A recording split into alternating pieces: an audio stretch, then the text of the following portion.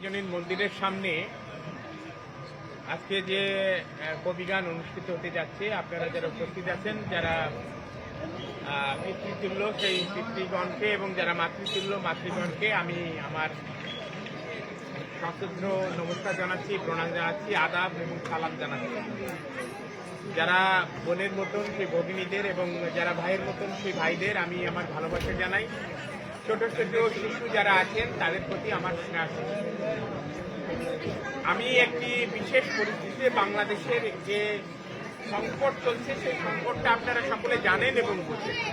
এটা আসলে আলাদা করে বোঝানোর কিছু নাই।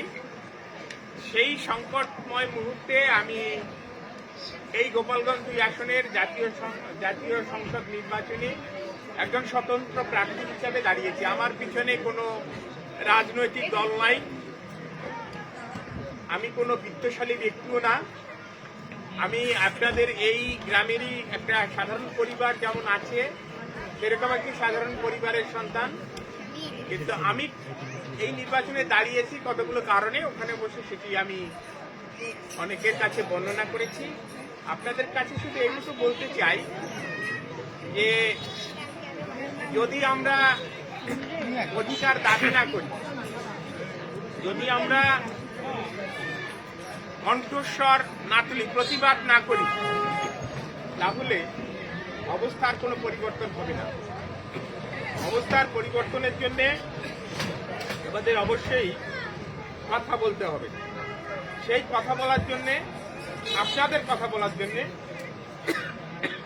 আমি স্বতন্ত্র প্রার্থী হয়েছি। প্রশ্ন অনেকেই করেছেন যে আমি কোনো রাজনৈতিক দলের প্রার্থী না হয়ে কেন স্বতন্ত্র প্রার্থী হলাম।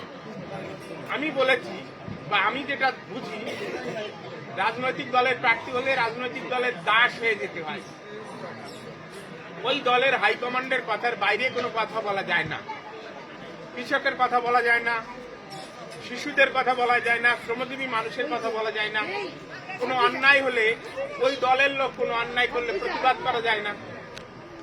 স্বতন্ত্র প্রার্থী হয়েছে সেই কারণে যে আমি জনগণের দাস হতে চাই, জনগণের অধিকারের কথা বলতে চাই। সেই কারণে আমি প্রার্থী হয়েছি। এবং আমি আরেকটি কারণে প্রার্থী হয়েছি। বাংলাদেশে 1972 সালে সংবিধান নিয়ে আলোচনা হয়েছিল। তারপরে এই দীর্ঘ 54 বছর পরে এবার আলোচনা হবে। সেই আলোচনায় যদি আমি অংশগ্রহণ করতে পারি, আপনারা যদি আমাকে ভোট দিয়ে পাঠান, হিন্দু মুসলমান সকলে মিলে, তাহলে সেইখানে আমি কৃষকের অধিকারের কথা, শ্রমজীবী মানুষের অধিকারের কথা, শিশুদের অধিকারের কথা, নারীর অধিকারের কথা, যারা প্রান্তিক জনগোষ্ঠী, এখানে শুনলাম এটা মালোপাড়া, সামাজিক যে বিন্যাস আছে আমাদের ধর্মে, তাতে এই মালোরা প্রান্তিক জনগোষ্ঠী। এখানে আমি আলোচনা করে বুঝলাম তাদের জমি জমাও খুব কম। তারা যে নির্দিষ্ট পেশায় ছিল মাছ শিকার করা, মধুমতির যে বর্তমান অবস্থা সেইভাবে মাছ শিকারও করতে পারে না। তাদের আয়ের উৎস কমে গেছে, তারা ভিন্ন পেশা বেছে নিতে বাধ্য হয়েছে। এইরকম প্রান্তিক মানুষ বাংলাদেশে আরো অনেক আছে। দলিত আছে, হরিজন আছে, রাজবংশী আছে, কৈবর্ত আছে।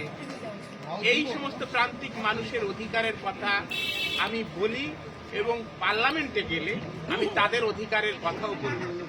আমি কৃষক, হিন্দু মুসলমান সকলের কথাই, কৃষকের অধিকারের দাবি যখন করব, শিশুর অধিকারের দাবি যখন করব, নারীর অধিকারের দাবি যখন করব, তখন তো সমস্ত ধর্মের মানুষের অধিকারের দাবি করব। কিন্তু আমি বিশেষভাবে যে মানুষগুলো প্রান্তিক, সেই মানুষগুলোর কথা বলতে চাই। সেই অধিকার যদি আপনারা দেন, এখানকার হিন্দু মুসলমান যদি মনে করেন যে আমাকে নির্বাচিত করে পাঠালে আমি এদেশের কৃষকের মঙ্গলের জন্য কাজ করতে পারবো, সেটা যদি আপনারা সেই অধিকার দেন, তাহলে আগামীতে আপনাদের হয়ে আমি আগামী সংসদে গিয়ে সংবিধানে আপনাদের অধিকারের কথা লিখতে পারবো। সেইখানে আমাকে কেউ কমান্ড করতে পারবে না, আমাকে কেউ কোনো কাজে বাধা দিতে পারবে না। আমি স্বাধীন একজন মানুষ হিসেবে, স্বাধীন একজন সংসদ সদস্য হিসাবে আপনাদের কথা বলতে চাই। সেই আশীর্বাদ সেই দোয়া আপনাদের কাছে চাই। 12ই ফেব্রুয়ারি এই যে নির্বাচন হবে, সেই নির্বাচনে স্বতন্ত্র সদস্য হিসেবে আমার মার্কা ফুটবল। আপনারা সকলে সেই মার্কায় যদি ভোট দেন, আশীর্বাদ করেন, দোয়া করেন, তাহলে আমি গোপালগঞ্জের মাথাটা উঁচু করে দিতে পারবো। উঁচু করে দিতে পারবো এই কারণে যে আমি অনেকগুলো কাজ করেছি ইতিমধ্যে। এটা বলে শেষ করি, গোপালগঞ্জে 23 জন শিশু আটক হওয়ার পরে আমি কিন্তু ধর্মের বিচার করি নাই। তাদের পক্ষে দাঁড়িয়ে হাইকোর্টে আমি মামলা করে তাদের প্রতিকার প্রার্থনা করেছি এবং প্রাথমিক যে প্রতিকার সেটি তারা পাচ্ছে, আরো চূড়ান্ত প্রতিকার তারা পাবে। এই ধরনের কাজ আমি করি। সেই কাজ করার ক্ষেত্রে যদি আপনারা আমাকে শক্তি যোগান, তাহলে আমি অবশ্যই আপনাদের জন্য লড়াই করে যাব। এই প্রতিশ্রুতি দিয়ে আমার কথা শেষ করছি। আমি আবার সকলকে নমস্কার জানাচ্ছি, আদাব জানাচ্ছি, সালাম জানাচ্ছি।